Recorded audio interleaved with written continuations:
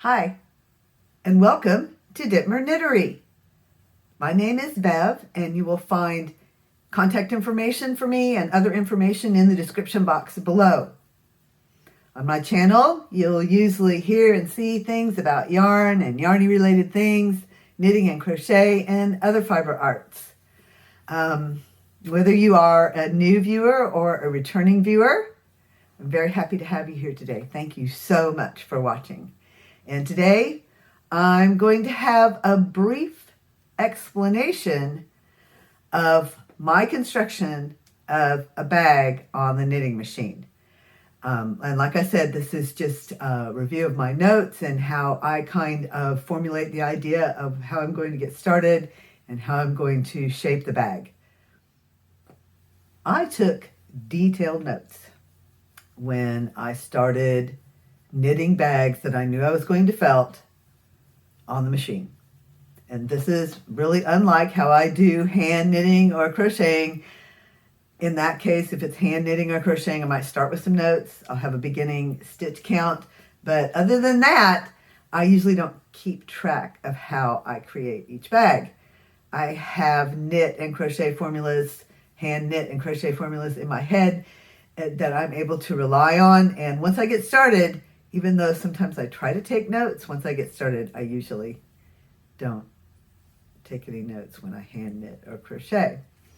But with machine knitting, I made some very helpful notes about stitch counts and row counts, and I measured before and after felting. And I have the very first notes that I took, and I think I said not too long ago that I thought I got the knitting machine in November of 2019, but it was in November of 2018 when I got my knitting machine. This was the first notebook I used to make notes about the machine knitting, and I had knit a few things on the machine prior to this, but this was the first thing that I intended to felt. So I made notes about the number of stitches, how I had the machine set, the number of rows, and then I measured the finished size. And see, these initial notes are from June of 2019. So that lets me know that I got the knitting machine in November of 2018. I may have said November of 2019 before. So, and this was a small piece, a small pouch that I knitted on the machine. I made good notes. And then, a long time after that, I actually transferred these really good notes that I had made to my larger notebooks, to my larger notebook. But I used this notebook, this green notebook, for a long time. Here we are, November of 2019. And still kind of using the same type of grid I created.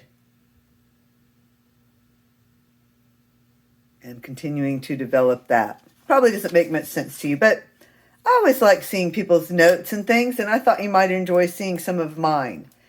Then I moved to this larger notebook and started to make more detailed notes and even repeat things. Make one bag, look at this, these notes, and then make another bag in different colors. At the bottom of this page, I've written in April of 2020, I'm pleased with the bags I've been making. I'm trying for larger bags and stripes. I like the size of the recent cornmeal and serpentine stripes bag I made. It gives me more ideas. Even though some of the ideas are similar, it helps me to make notes about each one. So I'm writing to myself and helping me get organized and keep track of the different things that happen when I use the machine and then felt the product. These are the precious notes so I had made these detailed notes about gauge on this green notebook. And then at some point, last year, so it's dated March 4th, 2021, I transferred my gauge notes to this notebook. Now, and I still rely on those notes.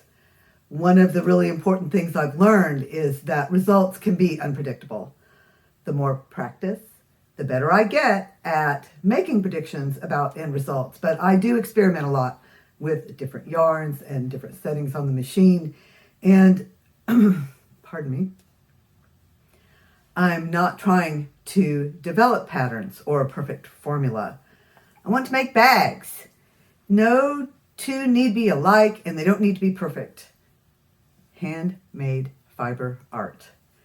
And so as I started making these bags, I made a very simple formula, and not even a formula. I made a grid I used to create a pattern or instructions of sorts that I follow.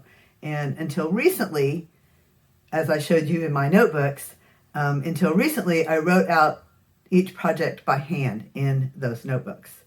But starting with this project, and I had fiddled with it a little bit before, but starting with this project, the Mayday Bag, I created a spreadsheet.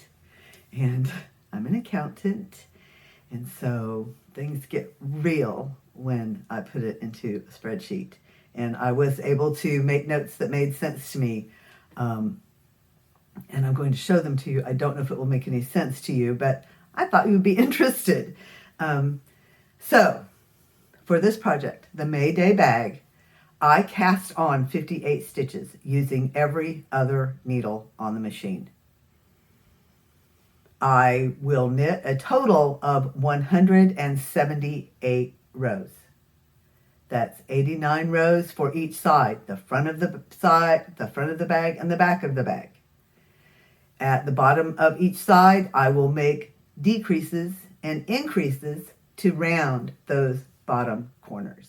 This instruction booklet came with my knitting machine, LK150 Silver Reed knitting machine, and I studied this book insofar as how to get started, but I really didn't follow any of the special stitches or garment construction instructions because that's not what was my intention to do, but that information is here in this booklet. But it did get me started knowing how to get the machine started and do knitting and increasing and decreasing. And again, I watched several videos on Craftsy, and I checked recently, and these videos are still available by this machine knitter, Susan Guglielmi, I believe. And I have a couple of books by her. Highly recommend, if you can, taking a look at her videos. Very, very helpful, and where I got a lot of my practice and some of my confidence to continue. I hope this was interesting to you. And again, I'm not an expert, but if you have questions and I can answer them, I will try to answer them. On the next video, I will take the bag off of the machine. And I will then construct the pocket and the strap, and that will probably be the last time I knit on this machine. Someone is buying it, and I have a new machine that I'm going to be able to use. I'll talk more about that later, but I'm just kind of excited about this transition and looking forward to future fun with knitting machine. I hope you'll come back soon. I hope you enjoyed this video. Please take care of yourselves and take care of each other. Be here and now. See things as they are. And I will see you on the next video.